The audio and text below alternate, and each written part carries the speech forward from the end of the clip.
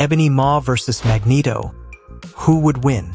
Ebony Maw, the cold, whispering disciple of Thanos, a master of telekinetic precision who can bend objects, pressure, and space itself with terrifying finesse.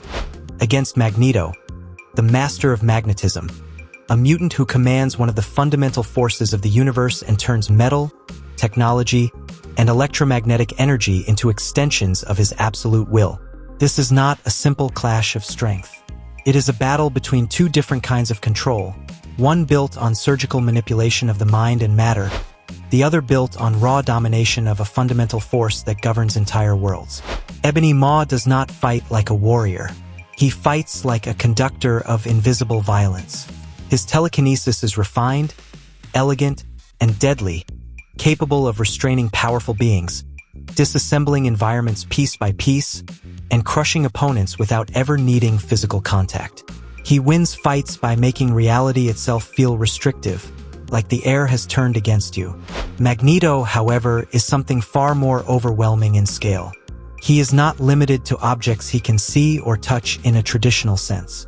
Wherever metal exists, wherever electromagnetic fields flow, wherever technology hums with energy, he is present. He has shielded himself from catastrophic attacks, manipulated massive structures like they are weightless, and even bent the battlefield of entire cities into weapons. To Magneto, metal is not matter. It is obedience. The confrontation begins in silence. Ebony Maw is the first to assert control, as he always is. He does not rush. He studies. His presence alone begins to distort the space around Magneto. Tiny fragments of debris begin to levitate, not violently, but with unsettling calmness, like the world is being gently pulled apart by invisible fingers. The air grows heavier, denser, as Maw begins compressing the space around his opponent. It is not a physical attack yet. It is preparation for total domination. Magneto does not move, but the environment reacts to him anyway. Subtle vibrations ripple through any metallic object nearby. A quiet awakening spreads through the surroundings. Bolts, structures, hidden fragments beneath the ground. All of it begins to resonate with his presence. It is not chaos. It is recognition. Ebony Maw finally acts. With a subtle motion, he compresses the air around Magneto, attempting to crush him through invisible telekinetic force. At the same time, sharp fragments of debris accelerate through the air like guided projectiles, aimed with lethal precision. The attack is layered, controlled, and designed to overwhelm both body and perception. For a brief moment, it appears suffocating. But Magneto simply raises his hand, and everything changes. The metallic fragments stop mid-flight, not deflected, but completely seized. Magnetism overrides momentum. In an instant, the debris becomes his. With a flick of his wrist, he reverses their direction, sending them back with far greater force. They tear through the air like a returning storm, forcing Maw to shift his field to avoid immediate damage. Ebony Maw narrows his eyes. The response is clean, expected, but not enough to discourage him. He changes approach. Instead of brute compression, he shifts to precision disruption, targeting Magneto's balance, nervous response, and spatial stability. Invisible pressure zones form around Magneto's body, attempting to restrict movement at a microscopic level. The goal is simple: remove control before power becomes relevant. Magneto feels it immediately. His body tightens for a moment. His breathing resists. The pressure is not physical in the traditional sense. It is conceptual, like reality is narrowing around him. But Magneto's awareness extends beyond simple matter. He senses the structure of the battlefield itself, and he expands his control. The metallic world answers him. Underground steel shifts. Structural beams beneath the surface begin to bend upward. Vehicles and reinforced materials nearby tremble as Magneto pulls on every available trace of metal in the environment. Even the iron within blood becomes a faint echo of his influence, connecting him to everything around him. The pressure Maw created begins to destabilize. Ebony Maw intensifies his field. The air around Magneto hardens further, becoming almost solid. He attempts a full containment, an invisible telekinetic prison designed to immobilize completely, cutting off movement, resistance, and escape. For a moment, it works. Magneto is held in place. Then Magneto stops resisting inward force entirely.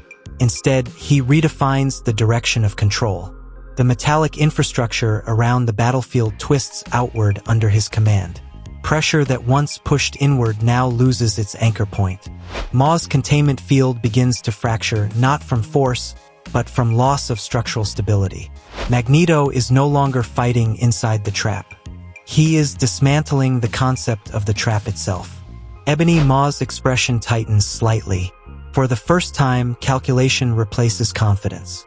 He escalates. Massive amounts of debris rise into the air, forming a suspended storm of destruction. Vehicles, metal fragments, and environmental structures float above the battlefield, all held in perfect control. Then, with a single coordinated release, he attempts to collapse everything at once, an overwhelming crush designed to erase space between them. But Magneto answers at a higher scale. The descending storm freezes mid-collapse and reverses.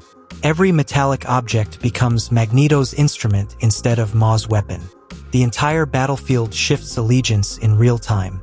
What was meant to crush him now orbits him, suspended in perfect obedience. Ebony Maw is no longer controlling the battlefield. He is reacting to it. In a final escalation, Maw focuses all his remaining power into a single concentrated telekinetic strike. A spear of invisible force aimed directly at Magneto's core, fast enough to bypass reaction, precise enough to bypass defense. It moves silently, almost like inevitability itself. Magneto senses it a fraction too late for conventional reaction, but not too late for control. He does not block it.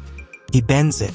The magnetic field around him shifts at the final instant, altering the vector of the attack just enough to divert it into the surrounding metallic storm.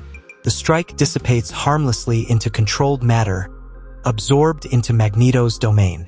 Silence falls across the battlefield. Ebony Maw stands still now. No more words. No more manipulation. No more control through silence or suggestion.